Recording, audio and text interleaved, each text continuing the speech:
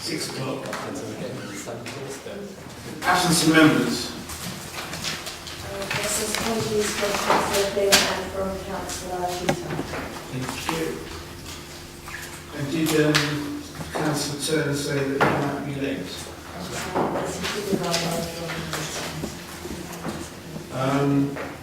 Declaration of members disclose pecuniary interest and non-pecuniary. Capital? Other questions? No? No. Members items none. Mr. Dix.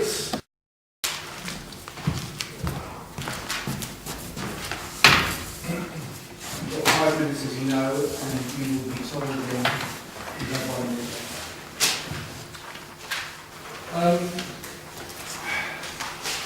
I'll be relatively brief, lead you. You're going to be asked to consider tonight public participation rules. And some of the proposals send a very strong signal about the council's attitude to public participation. And that's a negative. Going from 30 minutes for questions, then comments, to 30 minutes in total, will clearly limit the time, and going from 5 minutes to 3 minutes to speak on an individual subject actually will not allow you to formulate your views. And really it comes down to, do you want the public's opinion? Some of the subjects are very complex, and trying to get them over an opinion in 3 minutes is difficult. It's hard enough in 5 minutes. And I suppose what I'd like to finish with is the issue of unintended consequences. You changed rules previously on residence forms to stop people asking a range of questions. The unintended consequence of that was they bombarded you with questions in committee meetings. If you start stifling debate in committee meetings, it's going to pop out somewhere else. So I'd ask you to consider very carefully what you do and think of the consequences, because I sometimes think you don't think that through. That's it. Thank you. Thank you very much. Are there questions? Mr. In Appendix C, what are the suggestions in the third protocol? 83, so that's which I'm told is something new. Do you have a view on this introduction of you being able to get a written comment to be published as an addendum with the report? Written comments, fine. I think the point that the public wants to know is what's going to happen, and if the public are able to express a view and get a feedback and ask supplementary questions, or to be asked following a comment given, you're able to ask me a question now. If I just submit a written comment, there's no dialogue. I haven't got a problem with it in principle. My concern is it just becomes a one-way street of communication, and that prevents you from learning. So in principle I've got no problem. It's only if it becomes the more mainstream form of communication from residents, and I think that will be to the detriment of the council.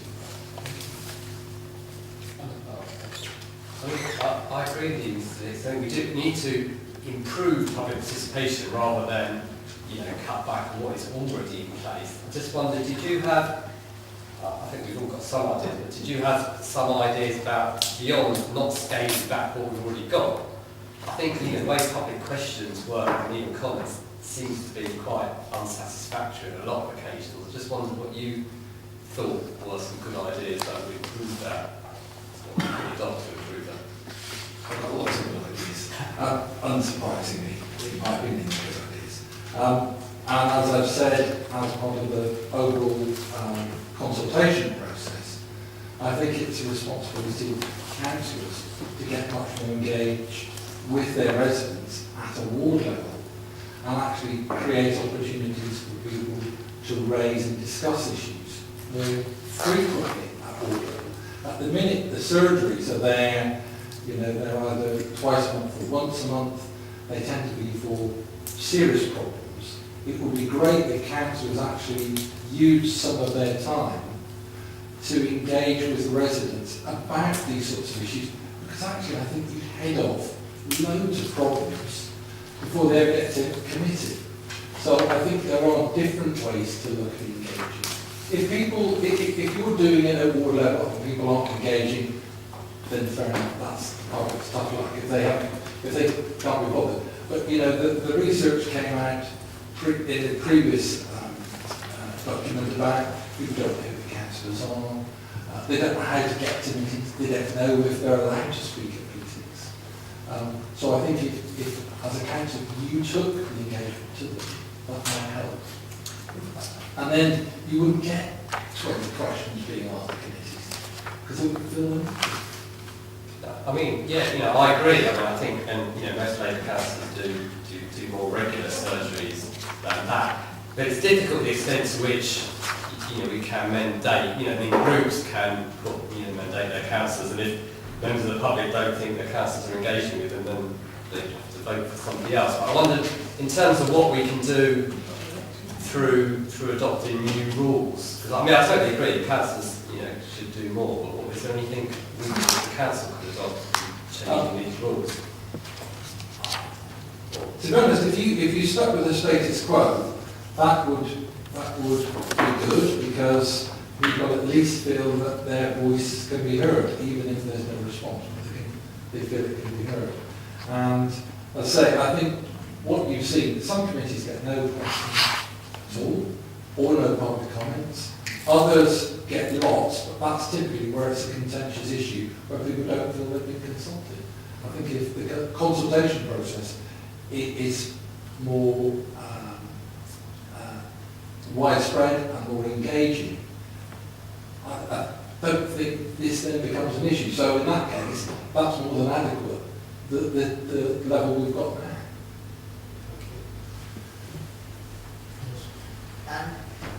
Mr. Dixit, I have a great deal of sympathy with your concerns about the reduction in time, and actually it was a subject of considerable debate, I think it's fair to say, at early meetings.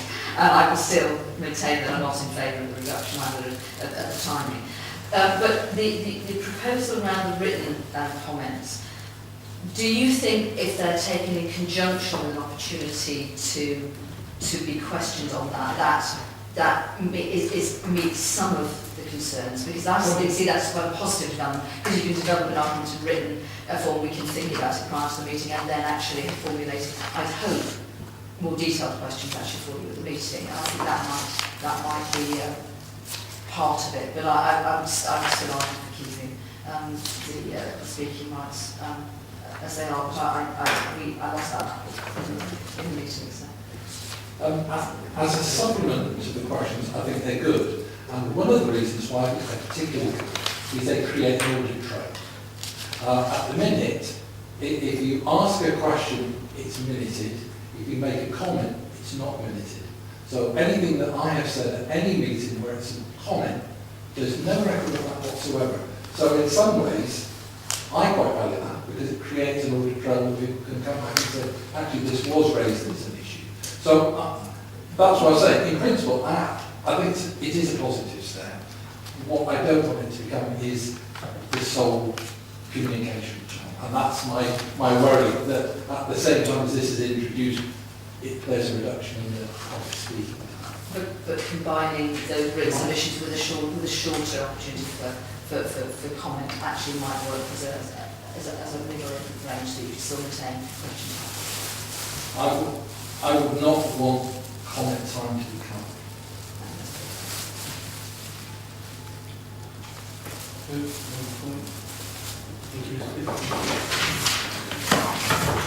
Could I just say, actually, the rationale behind the 3 to 5 to 3 is to allow more people to speak. If the committee consider its wisdom that comments and questions should be 30 minutes, then the rationale was that you can probably fit the same thing into 3 minutes that you can do in 5 minutes. Probably. Maybe, I'd be taking differently.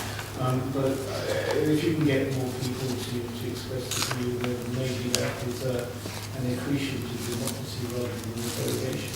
But that's also good. Thank you.